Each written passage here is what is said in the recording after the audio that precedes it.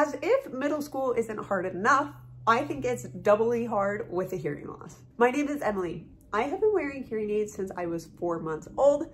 I have a bilateral or two-sided hearing loss rated as moderate to severe. And today I'm going to talk about my middle school experience. And these are 3 things that helped me survive middle school. If you haven't already, please like this video and subscribe to my channel. Your liking and subscribing supports me and my channel and encourages me to keep creating content. Thanks so much for your support. All right, so item number 1 of surviving middle school is advocacy. Ideally, you have a supportive parent that will schedule a 504 plan meeting with your school administrators and or teachers. What this is you meet with various decision makers in your school to help you have an environment or learning environment that is conducive to your specific hearing loss.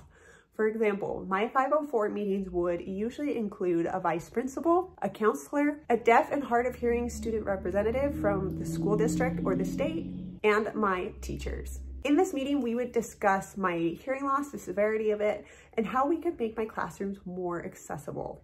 My mom would also be there too, and she would help me advocate for myself to say, teachers, people present, this is what Emily is dealing with, and how can we make her learning environment one that is positive, that is conducive to her learning.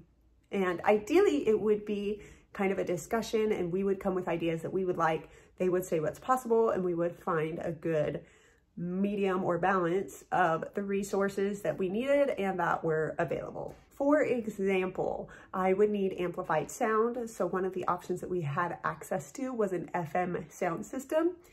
And in middle school, because of changing passing periods and different teachers needing to use the system, we had to move away from a tower sound system to a portable FM sound system. So we would talk about, Emily's going to have this portable FM sound system. She's going to bring it to your class at the beginning of class. You will turn it on. Here's how you wear it. Here's how you make sure it's on. Emily will let you know if it's working, and that's how that operates. So essentially this meeting enabled us to advocate for myself, to say, this is what I have, this is what I need, and then answer any necessary questions. It really fostered a good base of understanding so that the teachers understood what I needed and how they could help me, but it also provided them with an opportunity to ask their questions and address their concerns. Item number 2 for really having a positive middle school experience is planning. And in planning, I mean showing the teachers how they could teach in a way that helped me better understand them. For example, I would tell my teachers, it will help me if when you speak, you are facing me. So avoid facing the whiteboard and writing while you speak. We would plan ahead so that as teachers plan their lesson, they could plan, I'm going to write this on the board, turn and speak to the students so that Emily can understand what I'm saying. Planning also involved making sure that we had enough whiteboard markers so that we didn't have to use colors like red, but colors like blue and black that were easier to see.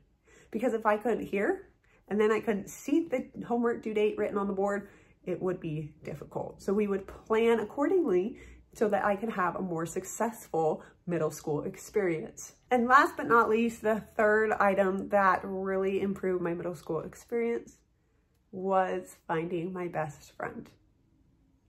Middle school is hard to navigate. There's a lot of different social groups, and it's just a part of maturity and coming of age where it's very easy to feel awkward and out of place. Now, pile a hearing loss on top of that, and it amplifies that. That said, I was very, very lucky and blessed to meet my best friend. She too actually had a hearing loss in one ear and wore a hearing aid for that ear. We had an unspeakable, just mutual connection where we just understood what each other was going through. We finally had someone who understood and could let us know what we had missed, because we would just see that blank stare on each other's faces and know immediately what the other needed. I will also say we didn't just share good times and jokes and, you know, fun Friday nights hanging out at each other's houses, but we also shared hearing aid batteries when our hearing aid batteries or hearing aids would die in school. I remember more than once having to leave a class to go find my friend and borrow a hearing aid battery. I just love her, and I'm so grateful for the opportunity to be her friend, because I just needed one friend. Having her made all the difference. Now, if you are watching this video and you think, I don't have a friend, I challenge you to be a friend to all those around you, and you will find the friend that gives back.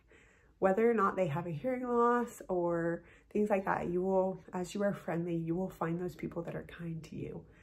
If you notice that people are unkind to you, have grace, but don't subject yourself to that. Protect yourself, get away from that. Tell a trusted adult, change your class schedules as necessary, but know that you can find a friend. Just keep trying, just keep going. And I know eventually you will find a friend. So if you haven't already, please like this video and subscribe to my channel. I look forward to making more hearing loss related content. If you have any questions for me about the middle school experience, please let me know in the comments below. Thanks so much for watching. Stay strong, stay amazing, and have a great day.